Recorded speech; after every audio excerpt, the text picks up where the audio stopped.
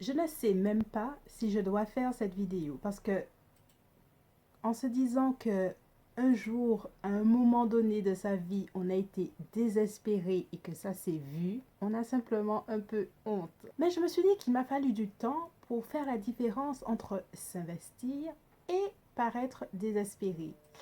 Peut-être que cette vidéo pourra t'aider. Bonjour, si tu es nouveau ou nouvelle sur cette chaîne, je suis Cindy, une artiste de musique caribéenne. Je fais chaque semaine des reprises, mais aussi des vidéos YouTube où je parle de sujets comme l'amour, le développement personnel, beaucoup de sujets que j'utilise dans mes chansons. Et je me suis dit, je vais étendre le sujet en faisant des vidéos YouTube sur ces thèmes.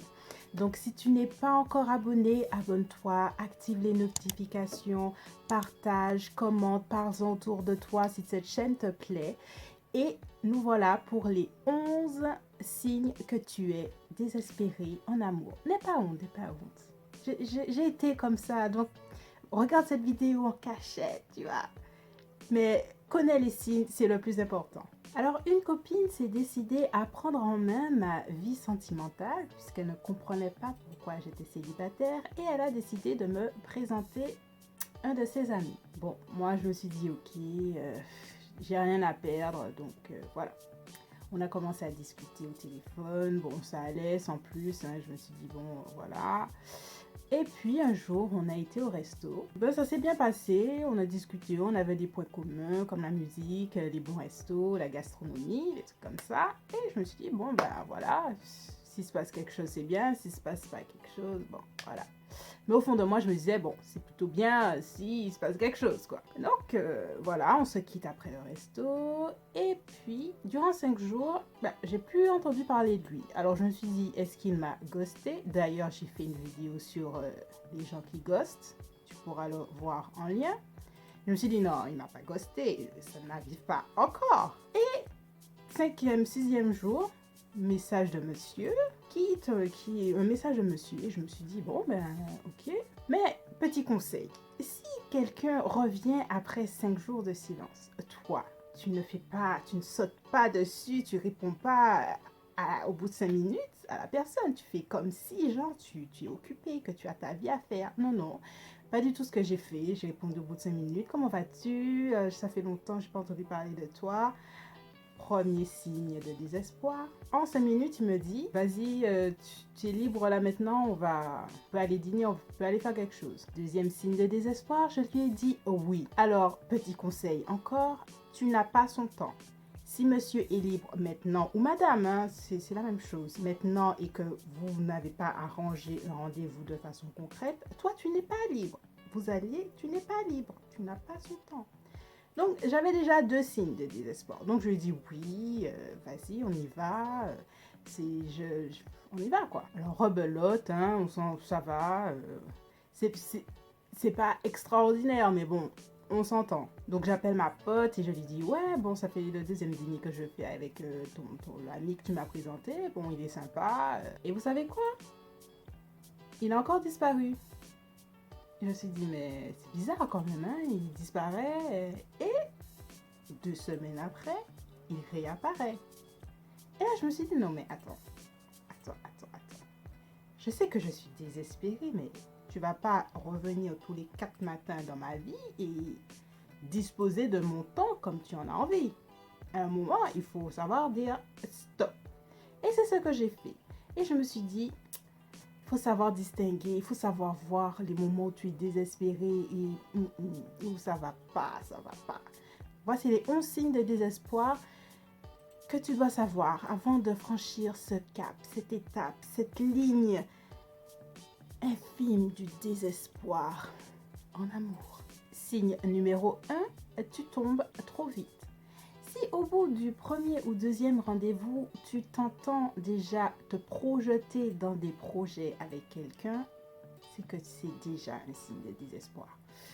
Pire, si tu commences déjà à lui dire des trucs comme je t'aime ou des trucs et vous avez même pas fait le 3e rendez-vous, non, là, non. Stop. Ton cas est déjà plus que dangereux. Deuxième signe, la question, mais où ça va entre nous? Si au bout du 2e, 3e rendez-vous, tu es déjà en train de demander le statut de votre relation de façon répétitive pour te rassurer auprès de cette personne, c'est du désespoir. Voilà, c'est dit. Troisième signe, tu es devenu le ou la détective 2.0. C'est-à-dire que tu t'es mis à chercher, tu t'es mis ou tu t'es mise à chercher, c'est-à-dire dans son passé numérique, datant de 2005, la vie qu'il menait. La vie qu'il menait ou qu'elle menait. Non, là, clairement, tu commences à avoir une obsession pour cette personne et c'est moyen. C'est moyen. Quatrième signe, tu deviens collant ou collante. C'est avec des phrases « Où est-ce que tu vas? Je peux t'accompagner ?» Tu lui envoies 10 textos par jour. Tu l'appelles 10 fois aussi par jour. Non, ça c'est... Non. Tout le monde a besoin de respirer. Tu as besoin de respirer et il ou elle a besoin de respirer. Tu n'as pas besoin de l'appeler autant. Tu commences déjà à entendre surtout pour les femmes là par contre, à entendre des cloches sonner et que tu es déjà en train de regarder un catalogue de mariage au bout du deuxième rendez-vous, tu es désespéré. Calme-toi. Tu fais tout pour lui plaire. C'est-à-dire que tu oublies qui tu es toi. D'ailleurs, j'ai fait une vidéo sur le syndrome de Cendrillon que tu peux aller voir aussi. Donc, si tu essaies de lui plaire par tous les moyens et que tu oublies qui tu es au passage, c'est du désespoir. Si tu fais des réseaux sociaux ton journal intime sur ton état émotionnel, tu es désespéré et le pire, c'est que tu montres au monde entier et à tes amis que tu es désespéré. Avec des phrases « Je déteste être seule, je suis triste », tu montres tout ton désespoir sur les réseaux. Non, personne n'a besoin de savoir toute ta vie comme ça sur les réseaux. Personne, je te jure, je t'en supplie, arrête. Tu es toujours disponible. Alors ça c'est pour moi, hein. Comme je t'ai dit dans mon histoire, j'étais disponible alors qu'il ne fallait clairement pas l'être. Donc si tu es toujours disponible pour cette personne, tu penses que tu peux montrer que tu t'investis dans une relation? Non. À un moment, chacun a des choses à faire et être disponible tout le temps, c'est plutôt le signe de désespoir. Alors, écoute attentivement. Si ton ex commence à retrouver de la valeur à tes yeux alors que tu sais pertinemment que vous vous êtes quittés pour les bonnes raisons, dépose ce téléphone. Ne lui envoie pas de message. Tu es juste désespéré. Ça passera. Dépose ce téléphone. 10e signe, numéro 10, tu abaisses tes normes. Si tu sais que cette personne, que tu es dans une relation et que cette personne n'est pas si bien que ça pour toi, mais tu préfères être en couple qu'être seul, c'est du désespoir, oui. Et dernier point, tu es sur tous les sites de rencontres. Il y en a plein. Tu es sur plus de 5 sites de rencontres. Ouais, c'est du désespoir. Ça passera, hein?